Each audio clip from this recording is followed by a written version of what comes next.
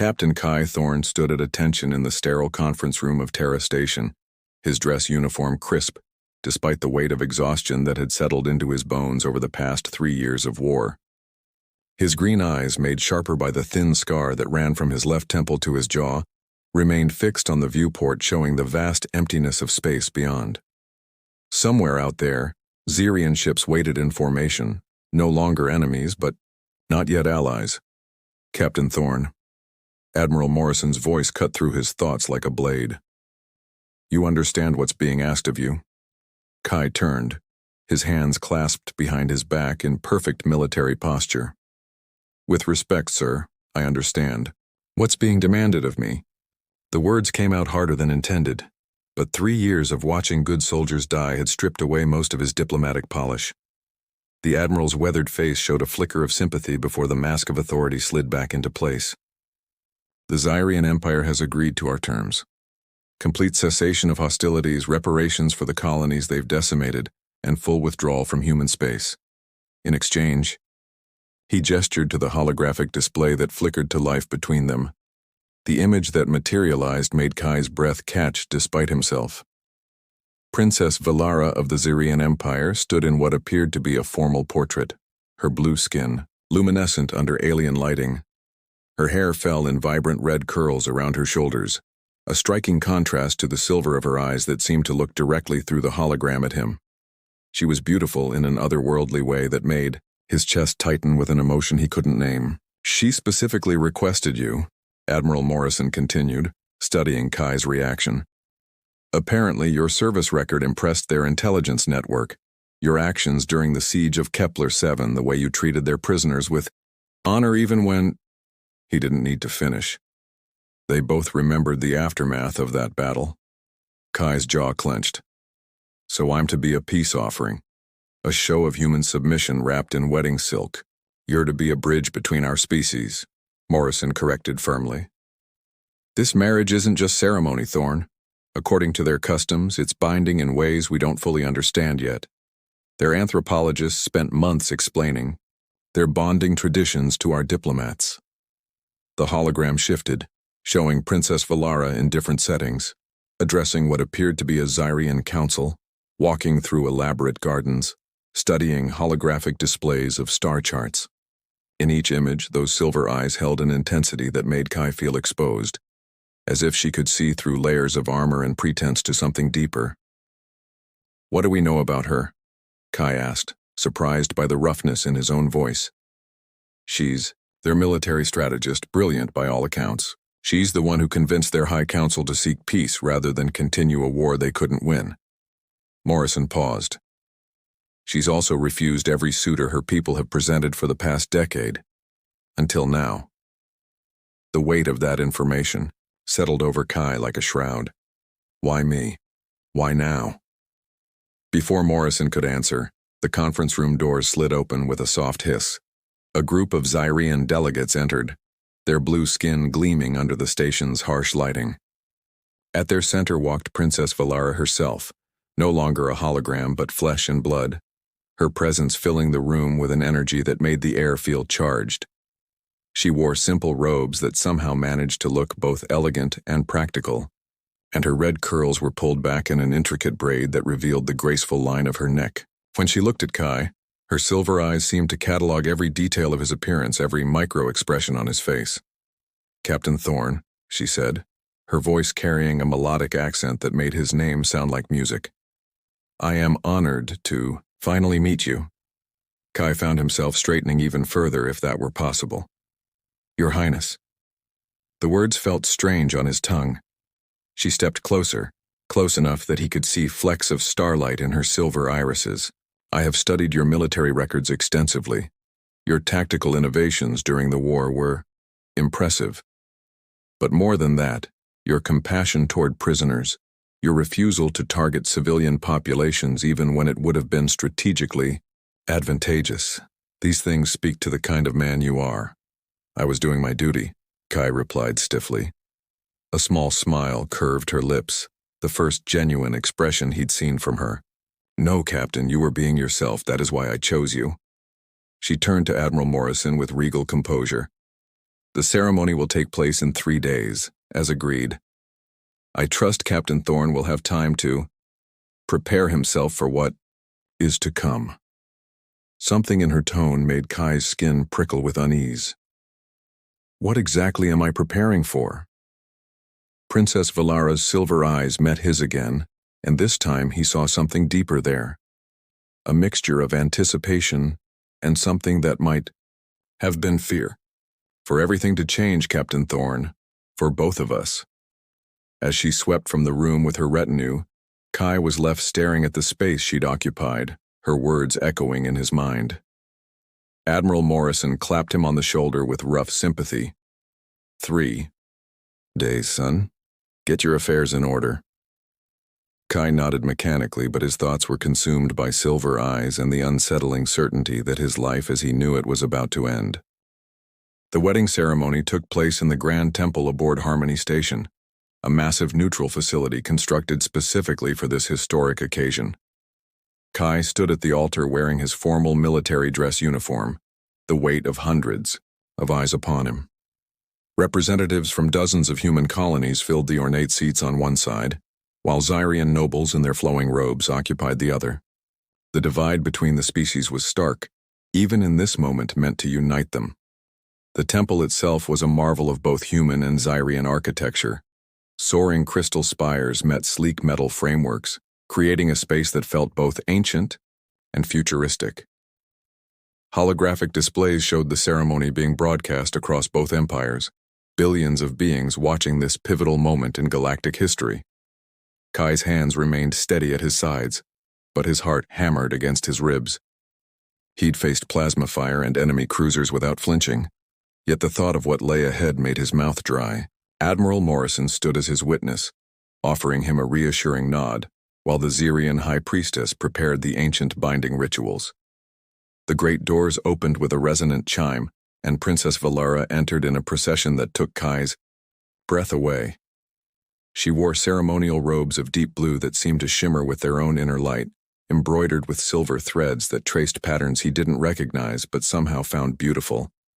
Her red curls were woven with crystalline ornaments that caught the temple's light, creating a halo effect around her face. A gossamer veil covered her features, but her silver eyes were visible through the delicate fabric, fixed on his. As she walked down the aisle, Kai noticed something he hadn't expected. She looked as nervous as he felt. There was a slight tremor in her hands, barely perceptible, and her usual confident bearing seemed more fragile somehow. When she reached the altar, she turned to face him, and through the veil he caught a glimpse of vulnerability that made his chest tighten. The High Priestess began the ceremony in ancient Zyrian, her voice echoing through the vast space. Translation. Devices provided a running commentary for the human guests, but the words felt hollow and mechanical, compared to the melodic flow of the original language. Kai found himself watching Valara's lips move as she repeated the ritual phrases, wondering what they truly meant to her people. Do you, Kai Thorne of Terra, accept the sacred bond that transcends flesh and spirit? The translator intoned as the High Priestess spoke. I do, Kai replied, his voice carrying clearly through the temple despite the uncertainty in his heart. Do you, Valara Jean of Zyria Prime, accept the sacred bond that transcends flesh and spirit? I do, she answered, and even through the translator, her voice carried a weight of meaning that made Kai's skin prickle. The binding ritual began with the joining of hands. As the High Priestess wrapped their wrists with ceremonial cords, Kai felt a strange warmth spread from where his skin touched Valara's. Her fingers were delicate but strong, and when she squeezed his hand gently, he glimpsed something in her eyes that made his pulse quicken. Not fear or duty, but something deeper and more complex. For a brief moment, the sounds of the ceremony faded, and Kai felt as if he could sense emotions that weren't his own. Loneliness, determination, and underneath it all, a profound hope that made his throat tighten. He blinked, and the sensation passed, leaving him wondering if he'd imagined it. The High Priestess continued the ritual, presenting them with the chalice of unity, a crystalline vessel filled with liquid that sparkled like liquid starlight. They drank from it in turn, and Kai tasted something sweet and otherworldly that seemed to warm him from within. "The bond is sealed," the High Priestess declared, and the temple erupted in carefully orchestrated applause from both sides. The reception that followed was a masterpiece of diplomatic choreography. Human champagne flowed alongside Xerian nectar wines, and the conversations were stilted affairs conducted through translators and careful protocol. Kai found himself shuttled from one group of dignitaries to another, receiving congratulations that felt more like condolences and answering questions about his sacrifice for peace. Valara moved through her own reception line with practiced grace, but Kai noticed how she seemed to withdraw into herself as the evening progressed. Her responses became more formal, her smile more distant. Only once did their eyes meet across the crowded hall, and in that moment he saw the same trapped feeling he recognized in himself. The speeches began after the dinner courses were cleared. Admiral Morrison spoke of the new era of peace, while the Xyrian ambassador discussed the joining of two great civilizations. Every word felt scripted, sanitized of any real emotion or meaning. Kai sat at the head table, his new wife beside him, feeling like an actor in someone else's play. As the evening wore on, he became increasingly aware of Valara's presence beside him. The way she held herself with perfect posture despite what must have been exhaustion, the subtle way she monitored the room for potential threats or diplomatic incidents, the careful way she ate unfamiliar human foods without showing any distaste. She was performing her role flawlessly, but he could sense the effort it required. When a Xyrian elder made a toast about the sacred nature of their union, Valara's hand tightened almost imperceptibly around her glass. Kai found himself leaning, slightly toward her, close enough to catch the subtle scent of whatever oil she wore, something floral and exotic that made him think of alien gardens under foreign stars. "Are you all right?" he whispered, the first private words they'd exchanged all evening. She turned to look at him, and for a moment her careful mask slipped. "This is not how I imagined my bonding ceremony would be," she admitted quietly. "So many eyes, so much performance. What did you imagine?" he asked, surprised by his own curiosity. A genuine smile ghosted across her lips. "Something real." Before he could respond, another dignitary approached their table, and the moment was lost in another round of formal congratulations and diplomatic pleasantries. As the reception finally wound down, Kai felt a growing sense of dread. The public ceremony was over, but now came the private reality of what they'd committed to. He was married to an alien princess he barely knew, bound by treaties and traditions he didn't understand. When the last guest departed and the temple began to empty, Valara stood with fluid grace. "Shall we retire to our quarters, husband?" The formal title sounded strange from her lips, but there was something in her tone that made his heart skip. As they walked side by side through the station's corridors toward their shared accommodations, Kai realized that everything that had happened today had been for others. For peace, for politics, for the cameras broadcasting to billions. But now, finally, it would be just the two of them. He had no idea what to expect, but he suspected his new wife was about to surprise him once again. Their shared quarters were a study in diplomatic compromise, half human efficiency, half Xerian elegance. Soft lighting cast a warm glow over furniture that blended angular human design with the flowing curves favored by her people. A large viewport showed the stars beyond, and Kai found himself drawn to it, needing a moment to process the surreal reality of his situation. Behind him, he heard the soft rustle of fabric. When he turned, Valara was removing her elaborate headdress, her red curls cascading freely around her shoulders for the first time since he'd met her. The transformation was startling. She looked younger, more approachable, and somehow more real without the formal regalia. "You're staring," she observed, setting the ornate piece carefully on a side table. Her voice held a note of amusement rather than reproach. "I'm sorry, Kai began, but she held up a hand to stop him. "Don't apologize. I prefer honesty to false courtesy." She began removing her ceremonial jewelry with deliberate, practiced movements. Each piece, the wrist guards, the ceremonial collar, the intricate ear cuffs, was placed with reverent care on the table. May I ask you something, Kai? The use of his first name sent an unexpected warmth through him. Of course. What do you know about Xerian bonding customs? Kai felt heat rise in his cheeks. I was briefed on the basic expectations. The diplomatic corps said that physical intimacy might be expected as part of the alliance, but that the specifics would be negotiated between us privately. Valara's silver eyes met his, and she smiled. Not the careful diplomatic expression she'd worn all day, but something genuine and slightly sad. Your diplomats understand very little about my people. She began unfastening the complex clasps of her ceremonial robe. Among the Xerian, marriage is not a political contract, it is sacred. It is the joining of souls. The outer robe fell away, revealing a simpler undergarment that hugged her blue-skinned form. Kai's mouth went dry, and he forced himself to maintain eye contact. What does that mean exactly?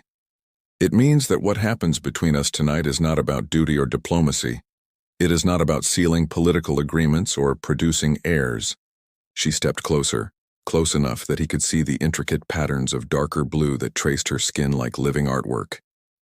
It is about two people choosing to become one consciousness, one heart, one spirit.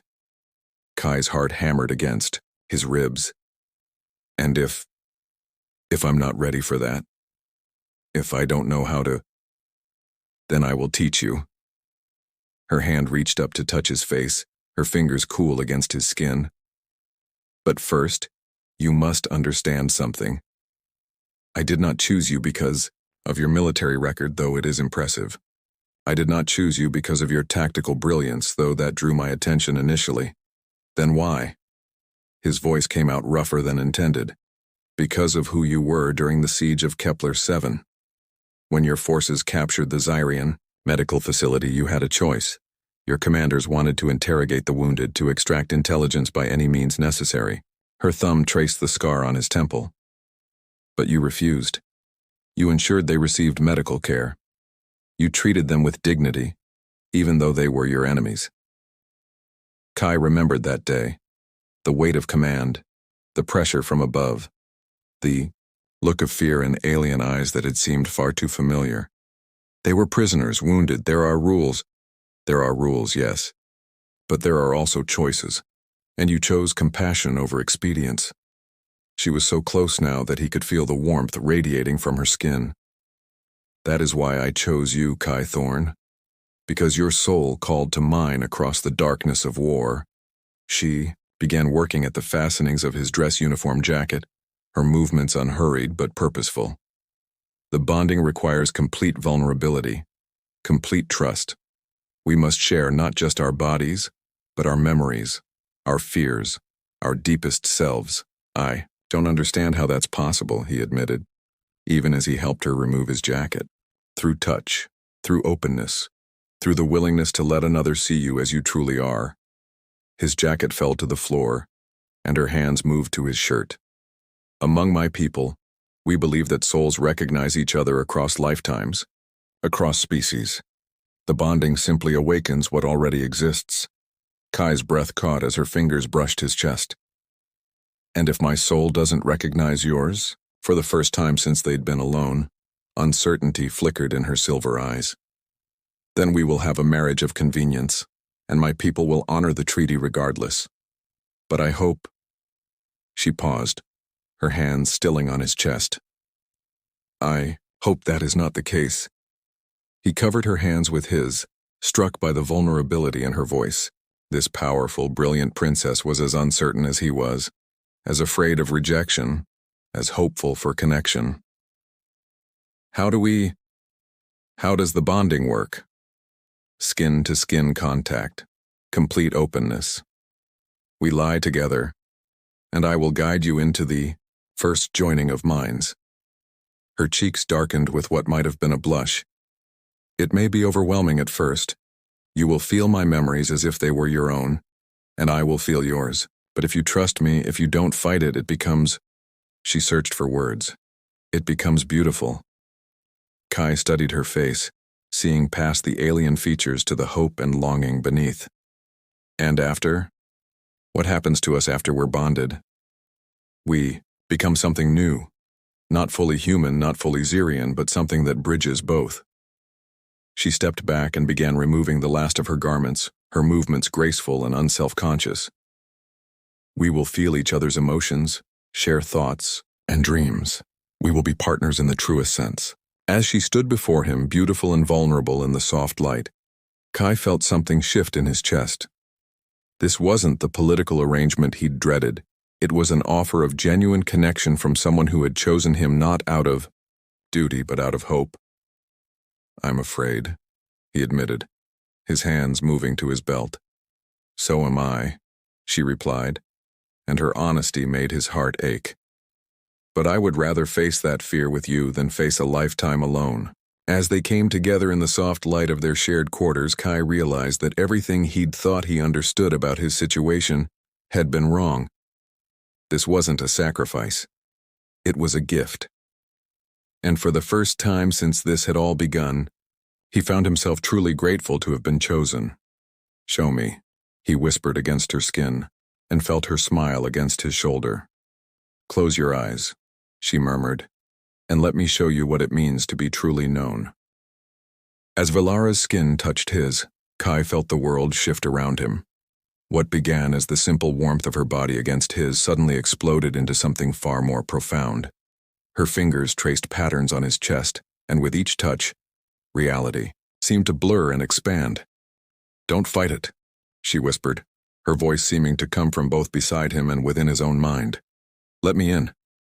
The first memory hit him like a wave. Suddenly he was no longer Kai Thorne lying in their quarters. He was Valara, a child of perhaps 10 years old, standing on a crystalline balcony overlooking a city of impossible beauty. Spires of living coral stretched toward violet skies, and the air hummed with the songs of her people. But even in this moment of wonder, there was an undercurrent of sadness, of responsibility pressing down on small shoulders. "I was never just a child," her voice echoed in his mind. "From birth, I was the future of my people." The memory shifted and he experienced her adolescence, endless lessons in statecraft, military strategy, and the ancient arts of diplomacy. He felt her isolation, surrounded by tutors and advisors, but never equals, never friends. The loneliness was a constant ache that she learned to hide behind perfect composure and brilliant intellect. But then came the memories of the war. Kai gasped as he experienced the first human attacks from her perspective, the terror as the orbital defense platforms fell, the sound of her people screaming as plasma fire rained from the sky. He felt her desperate determination as she took command of the military response, her anguish as casualty reports poured in. "We were not prepared for human warfare." Her mental voice was heavy with grief. "My people are builders, dreamers, artists. We had forgotten how to fight." Through her memories, he saw the war through Xerian eyes, not the righteous defense of human colonies that he'd been taught, but a desperate struggle for survival by people who had stumbled into conflict through misunderstanding and pride. He felt her growing realization that victory was impossible, that each battle won by either side was a step closer to mutual annihilation. The most painful memory came last, the night she made the decision to seek peace through marriage. Alone, in her command chamber, surrounded by star charts showing the inexorable advance of human forces, she had wept for the first time since childhood, not from fear, but from the knowledge that she would have to sacrifice her dreams of love, of choice, of a life that was truly her own. "I studied human military records for months," she shared as the memory played out, "looking for someone I could bear to spend my life with. And then I found you." He experienced her watching recordings of his actions during the siege, his careful treatment of prisoners, his refusal to target civilian areas even when it would have been tactically advantageous, the way he'd risked his own career to ensure medical supplies reached Xerian refugees. Through her eyes, he saw himself as she had, not just a competent soldier, but a man whose compassion had survived the brutality of war. As the flow of her memories slowed, Kai felt Valara's consciousness gently probing at the edges of his own mind. "Now let me see you," she whispered, and he found himself unable to resist the tender invasion. His memories poured out in return. His childhood on New Geneva, watching the news reports of the first Zirian attacks with the mixture of fear and excitement only a teenager could feel. She experienced his military training, his rapid promotion through the ranks, the weight of command settling on his shoulders like armor he could never remove. But she lingered longest on the darker memories, the battles where he'd been forced to make impossible choices, the friends he'd lost to Zirian weapons, the nights he'd lain awake wondering if he was becoming the kind of man who could sleep soundly after ordering others to their deaths. She felt his self-doubt, his fear that the war was changing him into something cold and calculating. "You think you lost your humanity in the war." Her mental voice was gentle, understanding. "But I see the truth. Every difficult choice weighed on you. Every life lost mattered to you. That is not the mark of a monster. It is the mark of a good man carrying an impossible burden." The memory that seemed to affect her most was the one he'd tried hardest to forget, the aftermath of the Kepler-7 siege. A wounded Zirian soldier, barely more than a child, dying in the medical facility. The boy had looked at Kai with eyes full of pain and fear, and in that moment, all the propaganda about inhuman aliens had crumbled. Kai had held the soldier's hand as he died, whispering words of comfort in broken Zirian he'd learned from captured communications. That was when I knew. Valara's consciousness wrapped around his like a warm embrace. That was when I knew you could see past the surface to the soul beneath. As their memories intertwined, something new began to emerge. The boundaries between Kai and Valara started to blur, their individual consciousness expanding to encompass both perspectives simultaneously. He could feel her heart beating in rhythm with his, could sense her emotions as clearly as his own. The physical connection deepened as their minds merged. When he kissed her, he felt both the giving and receiving of that tenderness. When she arched beneath him, he experienced both his desire and her response to it.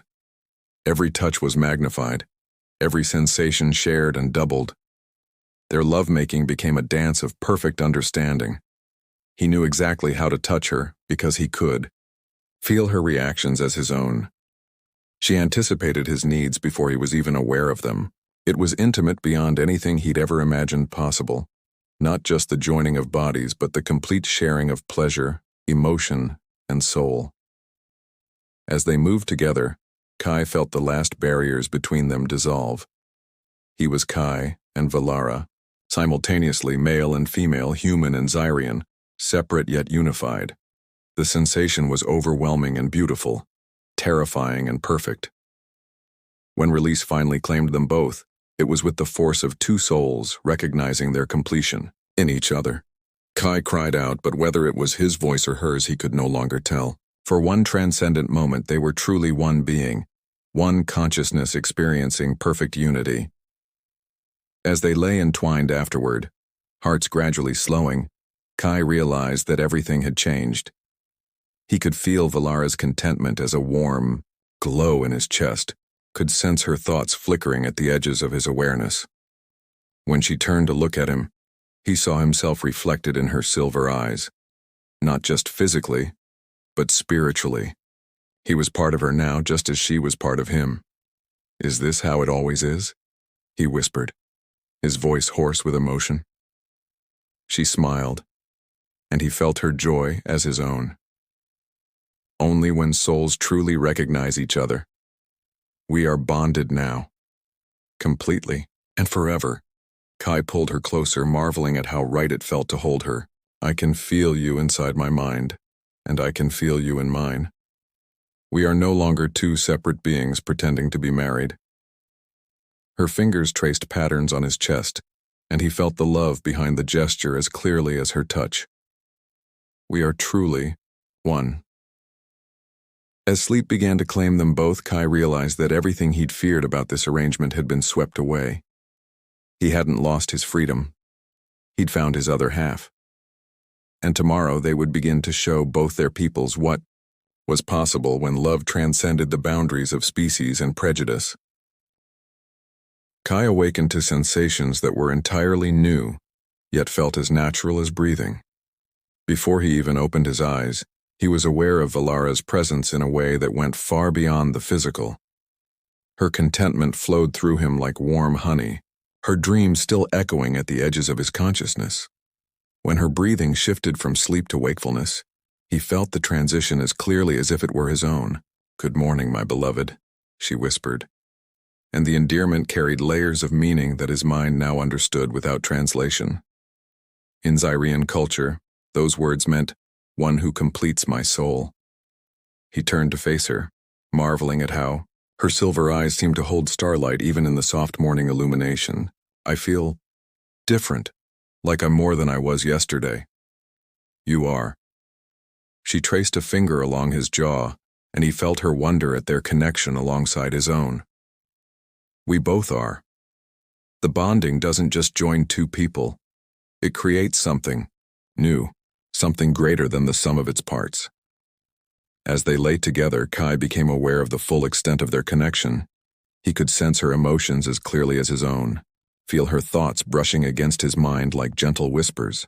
But more than that, he found himself understanding concepts that should have been alien to him.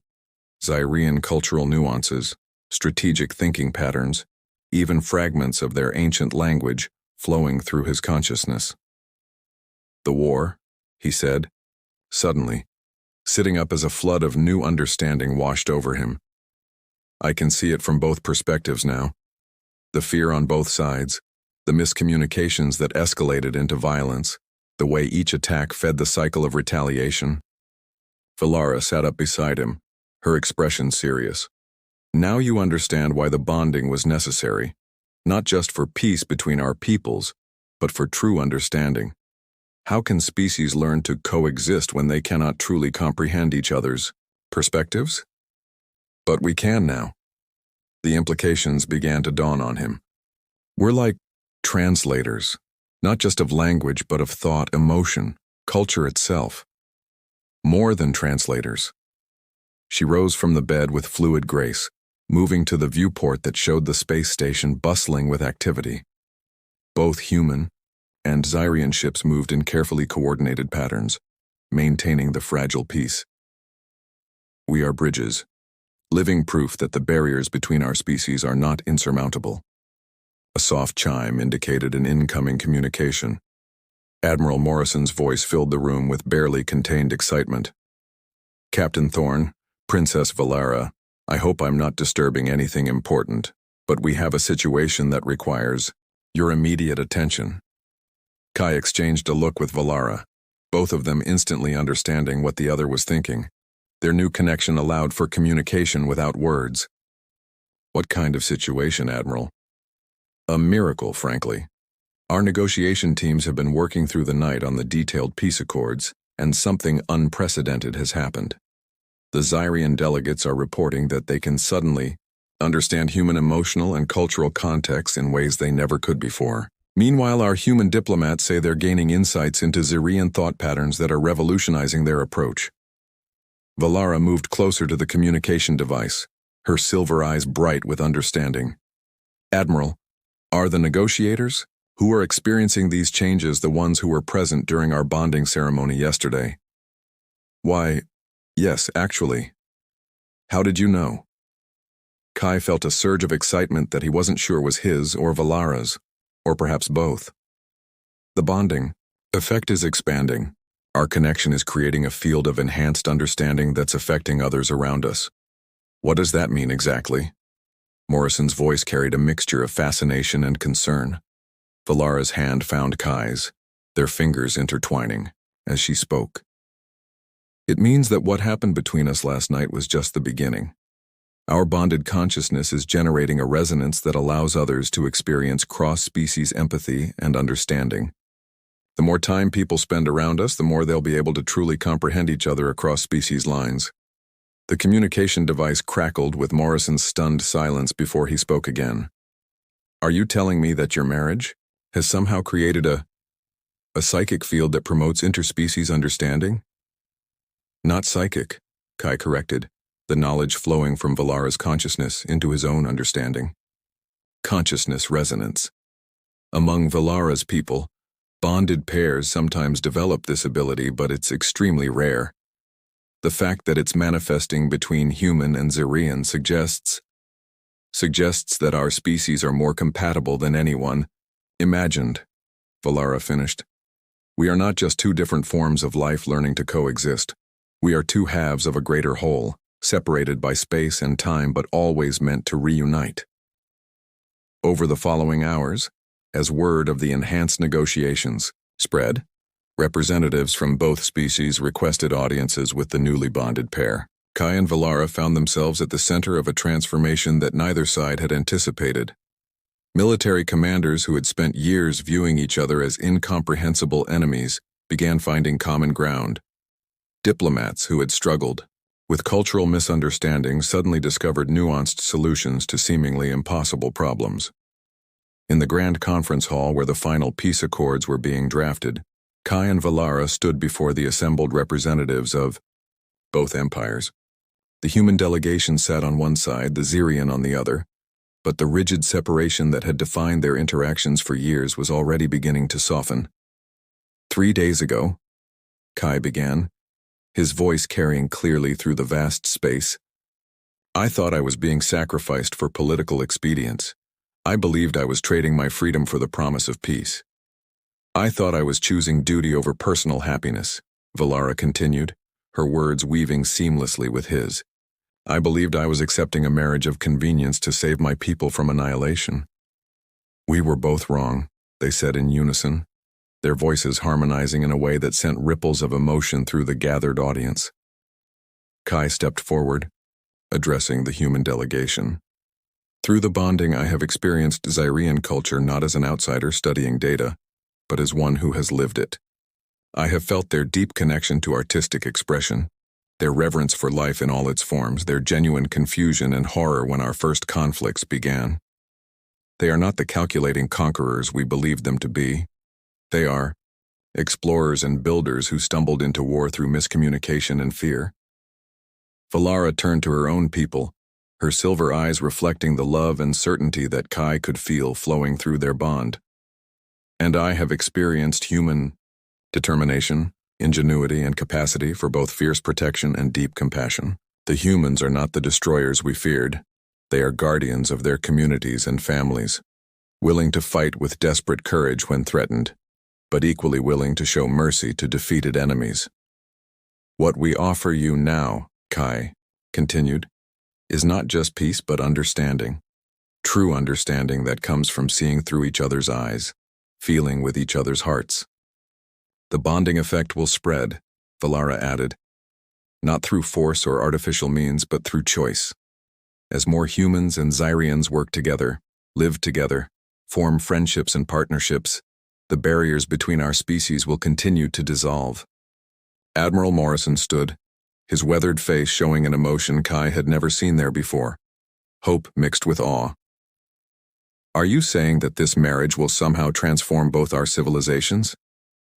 We are saying, Valara replied, her hand, finding Kai's as their unified consciousness pulsed with shared certainty, that this marriage has revealed what was always possible. Humans and Xerians are not separate species struggling to coexist. We are two expressions of the same universal drive toward consciousness, connection, and love. The silence that followed was profound, broken finally by a Xerian elder who rose with tears streaming down her blue-tinged cheeks. In all our histories, all our sacred texts, we have stories of the time when souls were divided across the stars, waiting to be reunited. Perhaps those stories were not mythology after all. As the day progressed and the final peace accords were signed, Kai and Valara stood together, no longer reluctant participants in a political arrangement, but partners in the truest sense. They had not just ended a war, they had begun a new chapter in the evolution of consciousness itself. No regrets? Valara whispered as they watched the celebration beginning around them. Kai pulled her close, feeling their bonded souls resonate with perfect harmony. Only that we waited so long to find each other. We found each other exactly when we were meant to, she replied, and in her words he heard the echo of ancient wisdom, the promise of infinite tomorrows, and the unshakable certainty that some connections transcend species, space, and time itself. As the stars wheeled overhead and two civilizations began the long journey toward unity, their love became the foundation upon which a new future would be built.